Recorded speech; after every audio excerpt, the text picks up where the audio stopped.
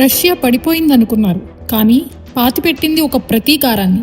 ఈరోజు మనం మాట్లాడుకునేది ఆ ప్రతీకారం గురించి. He is the broad man. The most powerful man on earth. 1991లో సోవియట్ యూనియన్ కూలిపోయింది. ప్రపంచమంతా దాన్ని ఒక మ్యాప్ చీలికగానే చూసింది. కానీ ఒక మనిషి మాత్రం సామ్రాజ్యానికే అవమానంగా చూశాడు. అతడే వ్లాదిమిర్ పుతిన్.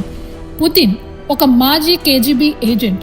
నిదానంగా, క్రమశిక్షణగా ప్రతీకారం కోసం ఎదురు చూస్తున్న మనసు అతనిది. పుతిన్ కళ్ల ముందే ఎర్ర జెండా దిగడం, నాటో ముందుకు రావడం, రష్యా ఆర్థిక వ్యవస్థ చీలిపోవడం అన్నీ అతను మౌనంగా చూశాడు.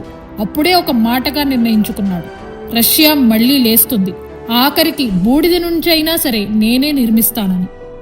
1999కి నిజానికి కేజీబీ నీడ అయినవాడు రష్యా ప్రధాని అయ్యాడు. 2000కి అధ్యక్షుడు.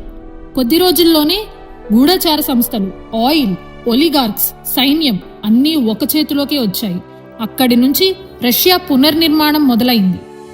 చెచ్నియా, జార్జియా, క్రిమియా, సిరియా ప్రతి యుద్ధం ఒక హెచ్చరిక, రష్యా వంగుతుంది గాని విరగదు అని. 2010 కల్లా రష్యా ఓడిపోయిన సామ్రాజ్యం కాదు, అణుపళ్లతో గర్జించే గాయపడిన జంతువు. సిరియాలో ఇన్వాల్వ్మెంట్, యూరోప్పై గ్యాస్ ప్రెషర్, ఇంటర్నెట్లో బాట్స్, వెస్ట్ను టెన్షన్లో పెట్టే మిత్రదేశాలు. ఇంతలో వచ్చింది యుక్రెయిన్ యుద్ధం. రష్యాను ఒంటరిగా శాంక్షన్లలోకి నెట్టిన యుద్ధం. కానీ పుతిన్ నమ్మే 2 నిజాలు మాత్రం ఇంకా మారలేదు. అవి 1991 తరువాత వెస్ట్ రష్యాను మోసం చేసిందని, ఇంకా చరిత్ర అనేది గతం కాదు, తీర్చుకోవాల్సిన బాకీ అని. అందుకే వాషింగ్టన్, లండన్, ఈవెన్ బీజింగ్కు కూడా భయం. ఎందుకంటే వాళ్లు మూలకు నెడుతున్న వాడే సోవియట్ శిథిలాల నుంచి లేచి అడుగు అడుగుగా కొత్త రష్యాను నిర్మించిన మనిషి. అతనికి ఐసోలేషన్ భయం లేదు, శాంక్షన్ల భయం లేదు, ప్రపంచం అంతా వ్యతిరేకమైన భయం లేదు. పుతిన్కి భయమల్లా ఒక్కటే, ప్రపంచం రష్యా ఉనికిని మరిచిపోవడం. అందుకే అతను ఆగడు, యుద్ధంలో గెలిచే వరకు ఆగడు.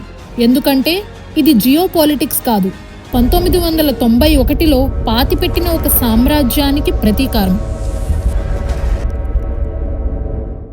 మన చుట్టూ జరిగే వార్తలనే కాదు, యావత్తు ప్రపంచంలో జరిగే విశేషాలను తెలుసుకోవాలనుకుంటే మా ఈ జియో పాలిటిక్స్ తెలుగు ఛానల్ని సబ్స్క్రైబ్ చేసుకోండి. అయితే పక్కనే ఉన్న బెల్ ఐకాన్ని క్లిక్ చేయండి.